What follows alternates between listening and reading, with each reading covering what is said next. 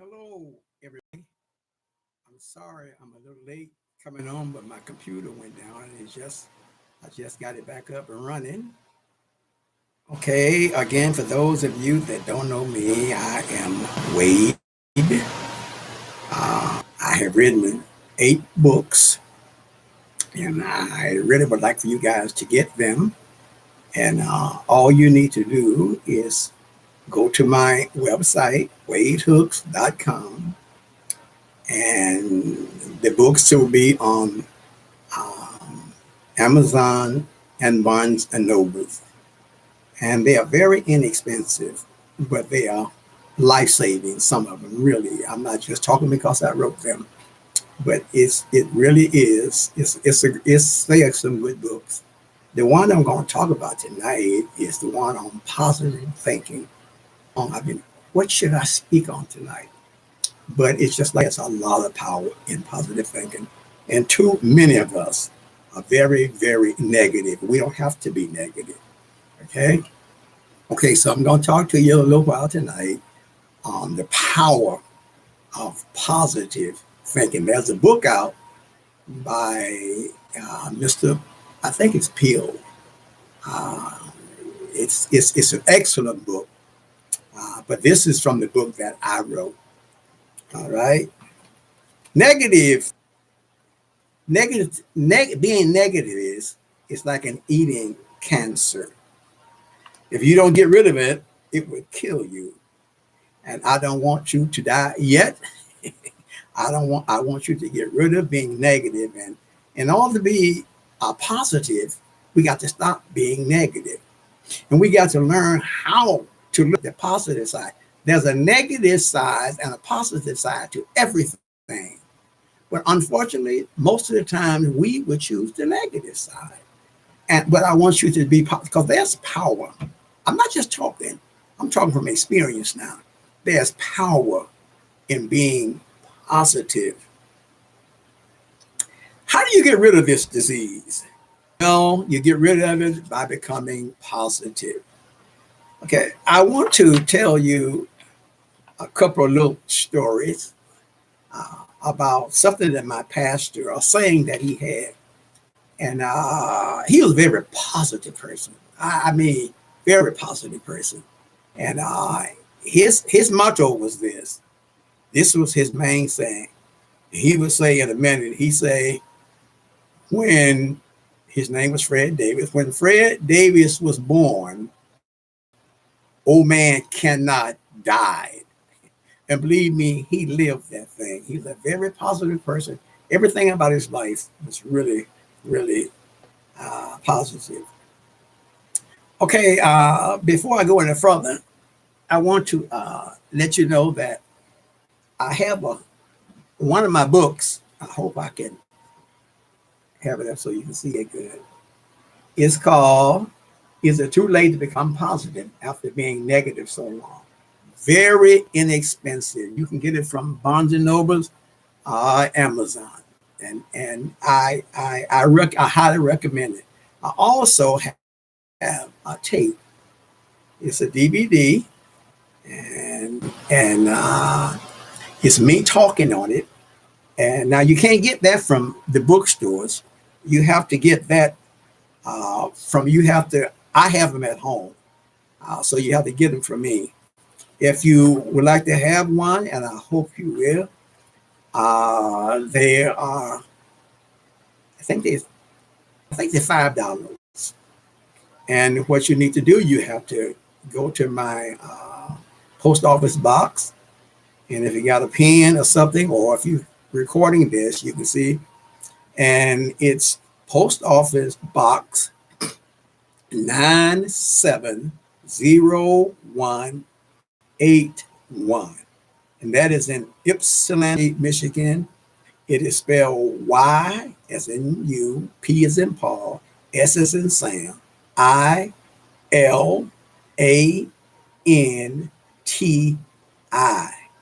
Michigan, 48197. And just address it to Wade Hooks, and I'll get it, and I will get your tapes out to you as quickly as I possibly can. And believe me, you would be proud. You would be glad. It would make a world of difference in your life. And especially if you have children, because some of it I'm talking about how to become good sports, how to become good athletes. And it's just great. And it is about, about maybe about 60 minutes long. You don't have to watch all of it, but I think you would want to because it is really, really is a good book. And I just want you guys tonight, I want you to change those of you that are negative, and unfortunately, it's probably most of you that's got a negative attitude. You got to get a positive attitude. You got to feel good about yourself. And I tell people, when you look at yourself, what do you see? Unfortunately, most people see the negative side, the bad side, or the gray hair, or the moles, or the wrinkles, and all this stuff. But when you look in the mirror, I want you to look for the good side. I want you to look for the positive side. I'm going to tell you a cute little story here, but it's real. And I want you to take this and I want you to swallow and digest this. It's about the same pastor that I just got to talking about. He came up from Alabama, and he wasn't big, he wasn't tall, he was a little bit taller than I am, and but he didn't he was a little guy. So he heard that General Motors was hiring, so he went to get a job. But when he got there, they had great big signs up, and they were saying to the people that was going to apply for the job, if you weigh less than 180 pounds, don't even come because we won't hire you. Because the building that they went to, they would make it axles, them big axles for cars, and those things are extremely heavy. So he was saying that, hey, he said, I'm going to apply. And so he got in line and he told the story. And he said it was just all big people. And he was the shortest and the smallest thing in the line. And he took his lunch pail with him. Oh, I love this. Now, this is positive. He took his lunch pail with him because he was looking for a job and was expecting to get a job. And all the big guys around him said, man, can't you read? Don't you see what that sign say? He said, yeah, but I got a family. I need a job. And they just kept getting closer and closer, and they were just hiring all the people. And the man that was doing the hiring was sitting down in the chair. And when he looked at this guy, he said, man, can't you read? He said, didn't you see what the sign says? If you weigh less than 180, you cannot apply because you're too little. He said, yes, I saw that, but I need a job. And to make a long story short about it, he kept saying, he said, I need a job. And he said it so many times, the man said, okay, go on in. Go in at your own risk, though. He went in and stayed there for 30 years, became a foreman. What am I saying here? That's a positive attitude. He went, he took his lunch with him because he believed that he was going to get a job. I want y'all to take that and I want you to practice that. Just believe in yourself. Have that positive attitude. Hey, listen, folks, I don't care what y'all say. I need a job. And sure enough, he got the job. And I always thought about that. And I picked up on that. And I said, but that's a good way to be. That's a good way to be. I had an experience. I had some experiences when I was young. I was the youngest of 6 children. And my next oldest brother was 6 years older. So all of my sisters and brothers was up in their teens or they was grown. And but they all loved me. They called me baby. They called me baby so much that I thought that was my name. But let's see here. They were trying to steal it away from me. Oh, I lost my mother when I was 12 years old. And I'm telling you, that hurt my mother and father. I lost my mother and father when I was 12 years old. My mother died in July of 53, and my father died October of 53. And I'm telling you, it messed me up. I felt bad. I used to cry all the time, and when I would go to school, if anybody would pick on me, I would cry, and I would tell them, y'all just picking on me because I don't have a mother and a father.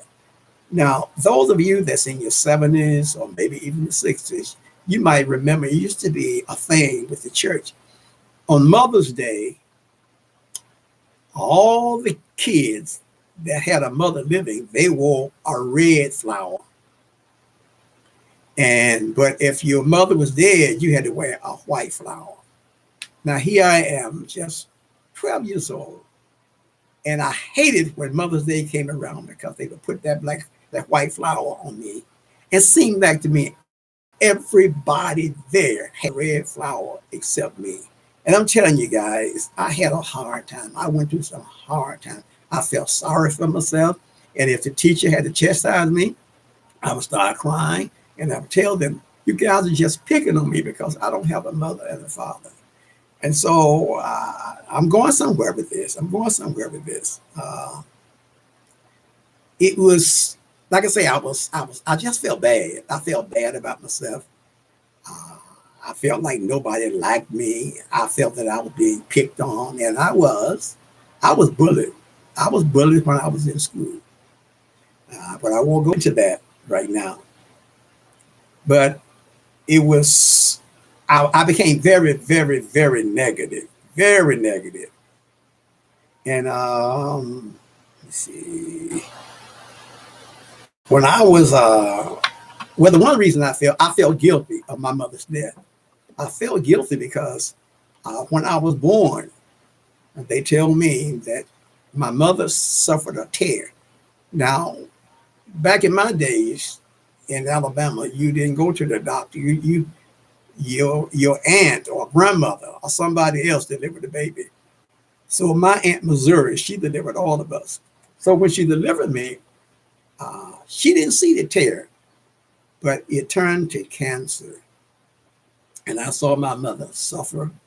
And I used to hate myself. Because I would say that if I hadn't been born, my mother would still be living. And I just blamed myself for her death. But I had nothing to do with it. But I would rather them to have killed me, taken me out, thrown me out in the fields, and let my mama live than me to live and my mama die. It was a really, really bad experience. Okay. My life just went down. Everything went down. I flunked the 8th grade, and I flunked the 10th grade. I quit school in the 10th grade. And I stayed out for a year. And then I went back to school. I got back in the 10th grade. Well, the reason I did that because, like I say, I had very low self-esteem of myself, but it was a blessing in disguise. So when I went back to school, the school that I had left, it only went to the 9th grade. So I had to go to a private school, and the people didn't want me out there, or us, all of us that left that school. They didn't want us out there. It was just really a hard time. It was really, really bad.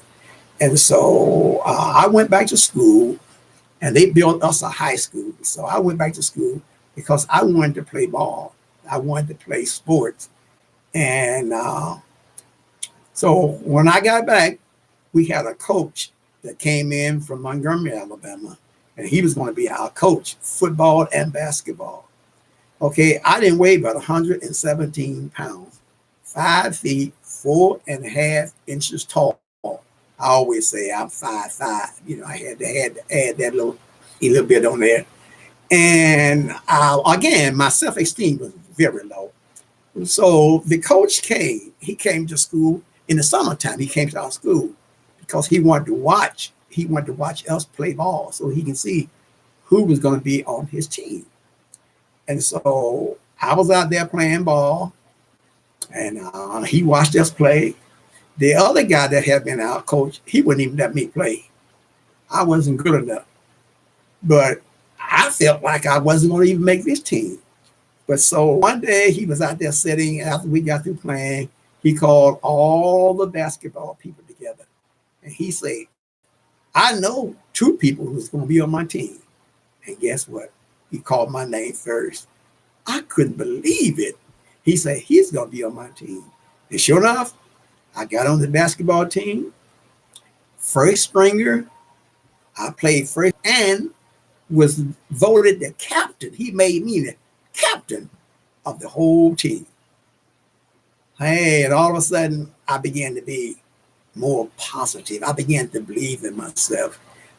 When I would go in and when we go into the basketball game to play ball, when we was at home, they would start calling my name, Wade Hooks, Wade Hooks, Wade Hooks. And I became real good. I made first string throughout high school, from the 10th grade, 11th grade, and the 12th grade. I was the star. I was really the star of the team.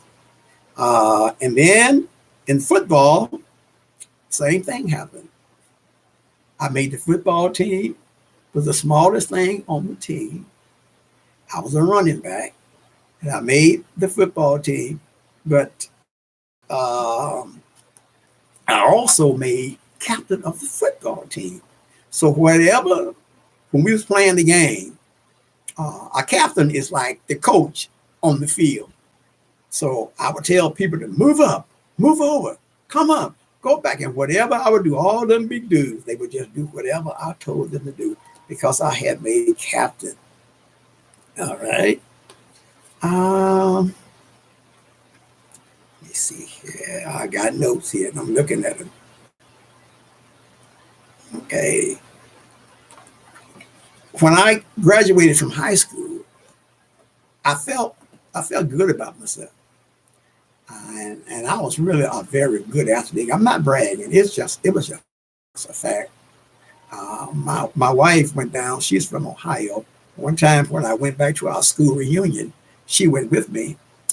And so when we left and came back to Michigan, we came to church. And the pastor was saying, "Oh, I'm so glad to have the Hookses back." And my wife asked the pastor, "Pastor, can I get up and say something?" So she got up in front of the whole church and she told them, she said, "Y'all know what? All them stories that y'all been hearing my husband tell y'all, they are true." He said, "Because when I went down there to Alabama to his school reunion, everybody told the same story. And everybody wanted to see Wade Hooks. And they would bring their little brothers that was little kids when I was playing. And they would come and they would touch me. I just want to see Wade Hooks. I just want to see Wade Hooks." So I began to be more positive. I began to believe in myself.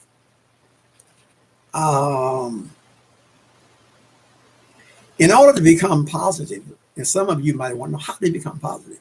You become positive by giving up being negative. You got to believe in yourself. You got some skill. It might not be in football, or it might not be in sports at all, but everybody's got some skill.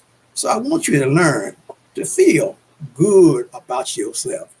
Walk uprightly. When you look in the mirror, like I said before, I want you to see good. I want you to see beauty. And I want you to feel like you can make it. And after I got out of high school, I got a job working for Ford, making good money. I mean, everything was just flowing for me. And then I married a beautiful woman. And after 54 years, she's still beautiful. And she's the best thing that ever happened to me. I love her with all of my heart. And then I became the assistant pastor at our church. And so we was close to the University of Michigan. And a lot of the kids from the University of Michigan, they would come to our church. And they were doctors, dentists, hospitals. I mean, they was up there. And they began to come to our church. And so my pastor told me, "Wade, we got all these doctors coming in. You know what, why don't you go back to college and get a degree? It might help out a little bit." And I said, "Nope, I'm too old." And the pastor just kept saying this. So I went to school, the Southern Southern California School of Ministry, but we had a campus in Detroit. And so I went to school, and the first semester, or when the first term was over, uh, I got an associate degree. Oh, I feel good. I got an associate degree and was a straight A student. That guy that flunked the 8th grade, the guy that flunked biology in the 10th grade, that same dude. And what happened? I applied myself. I could have been doing that in high school, but I didn't apply myself. And then after I got that, I went back. The pastor said, okay, you got your associate. Go back and get your bachelor's. I said, I'm too old. I was 44 years old. I said, I'm too old to be going to school. And so anyway, I went back to school and got my bachelor. And then guess what? The next time when I got my bachelor, I made straight A's. And then I guess the pastor said, why don't you just go back and you that close, go get your master's. I said, no, I got a family. I'm working. It's too much. So anyway, to make a long story short about it, they talked me into going back, and I got my master's. And sure enough, I made A's, and I got it on my wall right now. My bachelor degree, my master's degree in theology, and so I wrote some books. I wrote some books on the Bible, and I wrote some books that's pertaining to the Bible, and I recommend that you guys get them.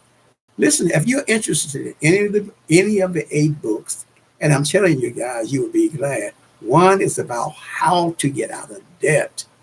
That is a real good one. The one is about Afro-American women, how they became so beautiful. That's a good seller. So if you want to, just go to my bio, and everything will be there to tell you how to order the books. Like I say, it's Barnes and Nobles, and it's Amazon, and you can get the books and you can read them, and I guarantee you, you will not be disappointed. I'm not just bragging now. Me and my wife, we sit down every night and we read through. And the other night she was reading through one of my books, and when she got through, she told me, she said, wait, that is good. And I'm telling you, it was nothing but the Lord. And they are really, really good books. So if you want one, and I hope you do, I hope you get all of them, especially those of you that are Christians, you really need to get the one on the Bible. But it's the King James Version, and it's the New Testament. It's the New Testament.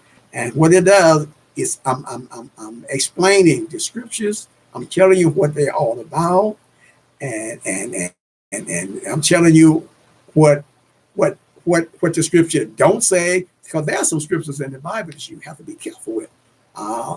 There's a scripture in the Bible that talks about how does that go? Oh, if your eye offend you, pluck it out. P-L-U-C-K. Pluck it out. My wife used to work for the hospital, and one time a man came into the hospital, and his eyeball was hanging down on his cheek. And she said, what in the world happened to you? And so he said, let me get you a doctor. The doctor came. He said, man, what happened to you? He said, well, I'm a Christian, and I read in the Bible, and it's in the Bible. It's a scripture. He said, the Bible said, if my eye offends me, to pluck it out. And my eye offended me, and I plucked it out. And the doctor got it back in the socket, but he was blind out of that eye. 3 months later, he came back in the other eye. It was hanging down on the cheek, because he said, my eye offended me. And then there's another scripture that says, if your hand offends you, cut, C-U-T, cut it off. For it's better to go into heaven with one good eye than to go into hell with the two good, however it goes like that. But that's what it's saying. And so when I wrote the Bible, I didn't rewrite the Bible. I just put definition. And when I got to scriptures like that, I put the letter SL. And before you read that scripture, if you see the letters SL, that means that that scripture does not mean what it's saying. And that is one of the scriptures. It don't mean to pluck your eye out. It means to stop doing what you're doing. It doesn't mean to cut your arms off. But it means to stop using them in the way that you're using them. And that's wrong. So, and when you read through it, I got all the parables. I wrote all the parables. Then right under the parables, I'll tell you what the parables mean. And it's an excellent book. It is the most expensive one, but it's a lot. It's over 600 pages. And I highly recommend that you would get it and just go through and see what book you would like to have. And hopefully you will get all of them. But if you don't get them all, get some of them. And one is for married people. All you married folk, you really need to get that one because that explains a whole lot of things. I got a couple coming over tomorrow, and they're a young couple, and I'm going to show them the book, and I'm going to go through the book and tell them what we have to really look for. Because you see, folks, men and women are totally different. Our brains are totally different. We don't think alike. We don't do things alike. We don't work alike. We're not alike. And so when we get married, we unconsciously try to make our spouse who we are. And you can't do that. And I told you before, we've been married for 54 years. And we still have some issues that we have to work on. As long as you are married, you're going to always run into something. So you're going to have to learn how to work on it. And and one of the times when I talk about the book on marriage, I'll tell you how to do that. Okay, well, I really appreciate you guys taking time out. And may God bless each and every one of you. And I hope you enjoyed. I hope you learned something from it. But whatever you do, get the book on positive thinking. It's a small book, real simple, easy to read, and get the video. Please get the video. But like I say, now remember, you got to send the video to my address. And I gave it to you before, but just in case somebody wasn't here, wasn't on yet, it is Wade Hooks, WADEHOOKS, Post Office Box 970181, Ypsilanti, Michigan 48197. You can just put Y as in you, P as in Paul, S as in Sam, and I, and it will get here. All right, 48197. Okay, look to hear from you guys. Okay, have a blessed evening. See you next Monday at 6 o'clock.